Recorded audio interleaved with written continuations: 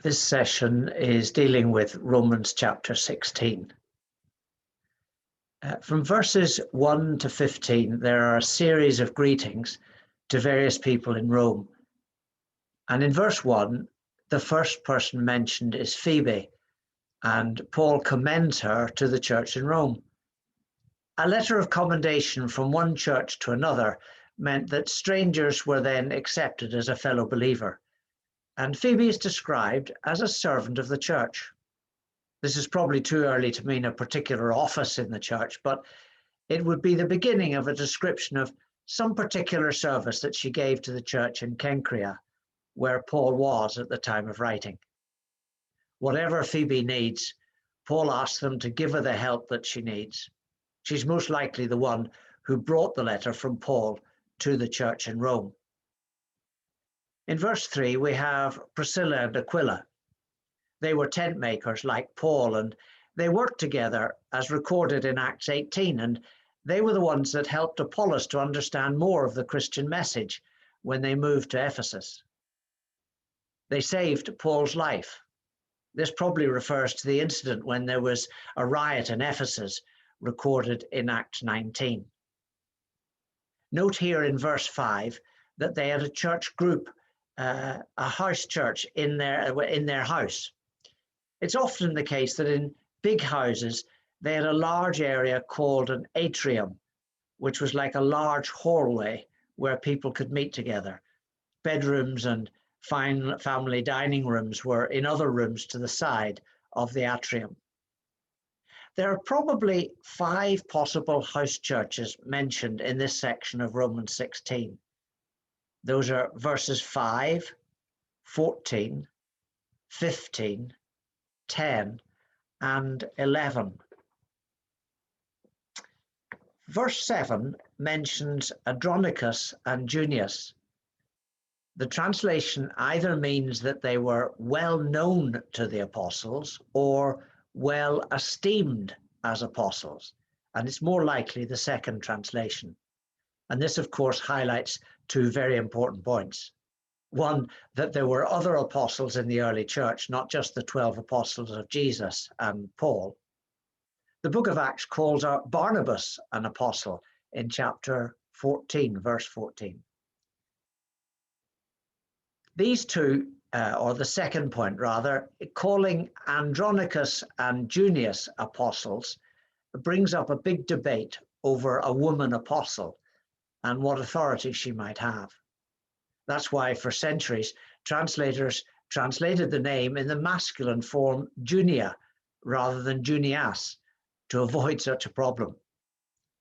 I'll not go through each of the names recorded here, but many of them are names of slaves and slaves who had gained their freedom. So a lot of Gentiles are named in the Roman Church. Verse 16 says to greet one another with a holy kiss. This is a clear sign that you cannot make a cultural habit a commandment for all churches. My Indian friends would be horrified if that became a practice amongst them. I remember hugging my Telugu teacher when I returned to India after a brief visit home at Christmas. She was horrified and embarrassed. I just wanted to say thank you for meeting us at the airport, and in 2 seconds had crossed a cultural barrier. Love your neighbor is universal, but how you do that has many cultural expressions.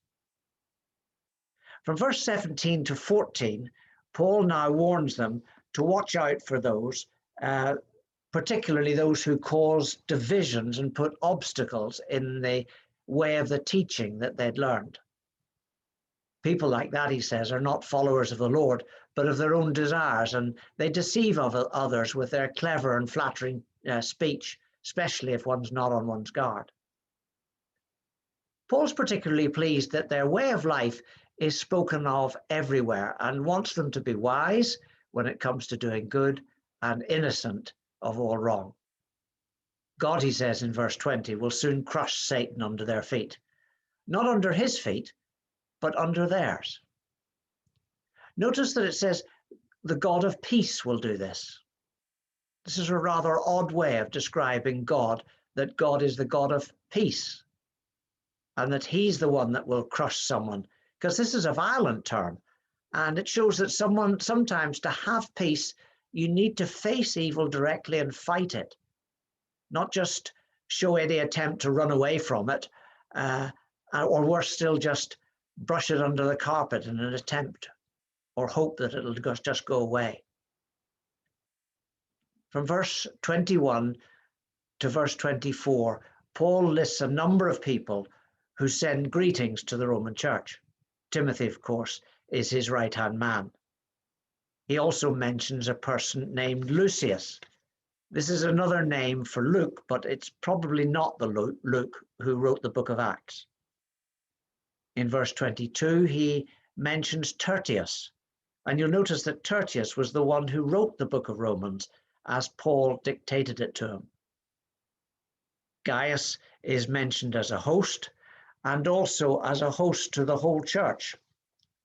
This would mean that Gaius was using his house to have the church meet in it. I've explained that earlier in this session. And in the final verses, 26 to 27, he commends them to God. God is able to establish them. The words he uses are similar to those he uses in the first chapter of Romans, the revelation of Jesus as the Messiah. The mystery now revealed that Gentiles are also part of the church. The entrance into this life of obedience is through faith.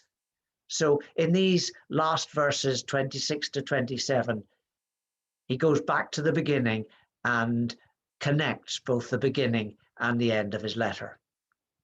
He ends the epistle, as we should, with an expression of praise to the only wise God. Only he could have thought of such a salvation plan, and glory due to him through his Son, Jesus Christ. This is now the last session on Romans. It's taken quite some time, and no doubt many questions have arisen if you'd followed the teaching through to this point. If you do have any questions, please feel free to ask me by email. My email address is davidpreston2@yahoo.co.uk. Goodbye, and God bless.